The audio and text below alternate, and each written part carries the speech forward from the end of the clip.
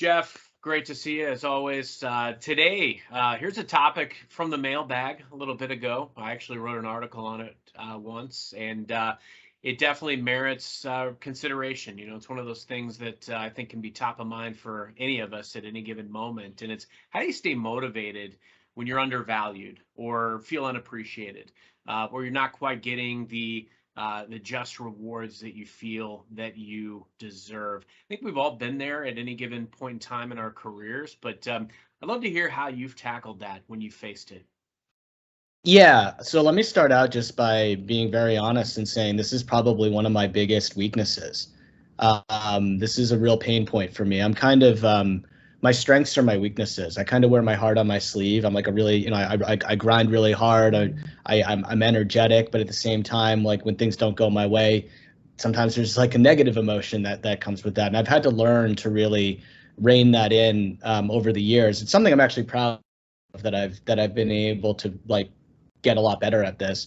And I think the thing that the key learning for me, especially when it comes to feeling underappreciated, feeling like others don't value your contribution, first and foremost is that you always need to divorce your emotion from reality. In other words, you need to not react quickly.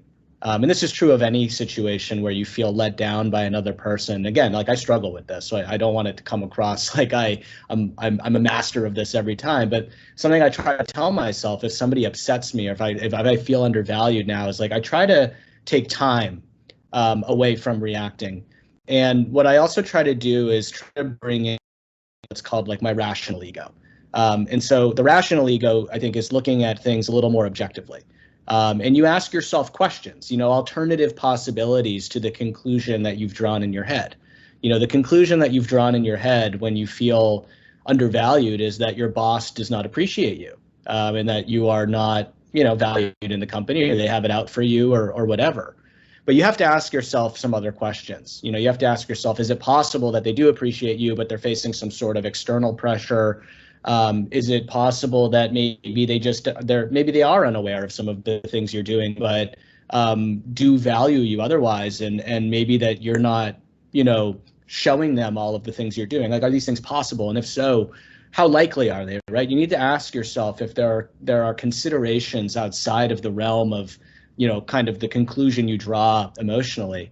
And regardless of what the answer is, the reality is that smiting people is never really an effective strategy at being solutions oriented, right? So even if I do feel like somebody is not valuing me the way that they should, trying to, degrade my own work, or just not care anymore to try to like, teach them a lesson or something is actually not a good way to teach them a lesson, because if anything, it might reinforce whatever negative opinion they might have about me. And they might say, Jeff is the person who's going to, take his ball and go home when he doesn't get his way. And that's, sometimes been the case for me, right? And I've had to learn to not do that, because it's off-putting to people when you do that. And the reality is that you have this idea of locus of control, right? There are certain things within your locus of control, and there are certain things that are not within your locus of control. What's in your locus of control is doing the best job that you possibly can. Whether your boss or someone else notices or not is an external factor. And at the end of the day, if you leave a good impression, if you are learning on your job, if you are setting yourself up for something else, if you want to go somewhere else, these are all moving in a positive direction, in a forward direction. Whereas, being angry and being spiteful is moving backwards. You're not releasing your feelings when you're doing that. So for me, it's really about, if I have an emotional reaction and I can notice that I'm having an emotional reaction to something, I stop myself. And I force myself to reconcile with these other possibilities. And then if I take enough time and space, I can usually get myself to a place where I can be more productive. So that's what I do. Would love to hear your thoughts on this, see how much we're aligned, or if you have some other ideas beyond that. That's a super powerful, Jeff, as usual. I love that you started and kind of really honed it all on not being reactionary, because again, these things happen. I mean, whether it's in our personal or professional lives, there's going to come times, whether it's miscommunication or misperception, whatever it is, perception's reality. These are often moments that are going to define you. So how you react and respond is going to say a lot about your character. Stuff that happens all the time that's unfair, but you can't lean into that misperception, because the last thing you want to do is, sacrifice how you show up or how you perform or how you execute as a result of this, and then you get branded as such. So I always find it helpful to kind of slow it down and shrink my bubble. And like, first and foremost, like, be grateful for your God-given talents. Like, think about, like, look, there's things that I'm uniquely qualified for. There's things that I'm really good at. There's things that I'm passionate about. Get grounded in that. Am I infusing those things that I'm passionate about into what I do? Because there's got to be a fulfillment. There's got to be a joy in what you're doing, whether it's a friendship, a relationship, or a career. There has to be that fulfillment, and there has to be something that you're getting from that scenario. Also, like, realize your blessings and your wins. Like, it's sometimes I have to look back when I'm frustrated. I'll look back on my career, and I'll think about things like, look, I mean, I've had some things that have happened that have been super unfair. I mean, I've had jobs that were created for me and promised to me that went to somebody else. I had a manager who, for whatever reason, just really disliked me and made some changes that kept me from hitting goal for the first time in my entire life. And, I had a bad reputation, and I had to fight back from that.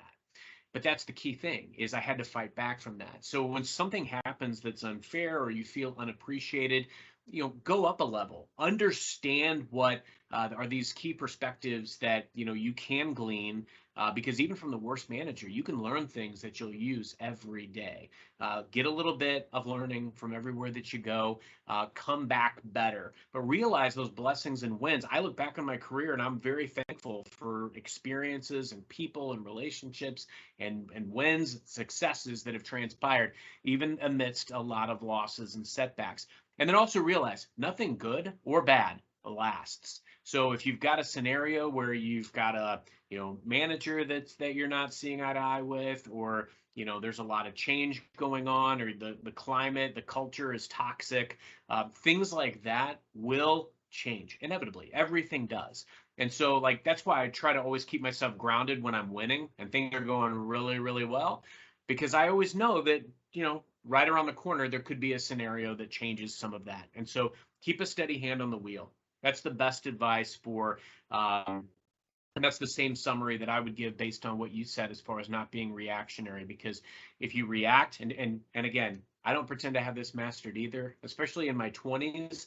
I was reactionary, and I've learned over time that never led me into the right direction. Get more information, and go through with a clear head. There's a quote. I recently saw the movie Glory Road, and the coach says, don't quit, because if you quit now, you're quitting on every day for the rest of your life. And you don't want to look back and regret how you reacted in a certain way. These things happen. They happen to everybody. There's always going to be scenarios where you feel unappreciated. But sometimes we also win, and, maybe we weren't we were a benefactor of a win, but we weren't the sole driver of that win. We can have things happen to us that are great that we don't necessarily deserve all of, just like we can also be unappreciated and have misperceptions about us that we don't deserve. You got to take the good with the bad. And I think you can learn a lot in those times of bad. Just shrink your bubble, think about your blessings, what's working, what you're proud of in your career trajectory or relationships or whatever it is, and just move forward better. Love it. And I think something you said that is great is get more information, seek to understand, right? These are like, really important things. Like, you can't always assume that you know everything about a situation, right? So you got to learn as much as you can before forming an opinion. I think that's a great piece of advice. Good stuff. So if you're out there and you're feeling unappreciated, just think really diligently about your scenario, and make sure that you're being true to yourself, and always put your best foot forward. And if you do that, you'll get where you want to go, just maybe not on the timetable you wanted. Sweet. Love it. Good stuff, Jeff. As always, love the conversation, and we'll see you next time. Likewise.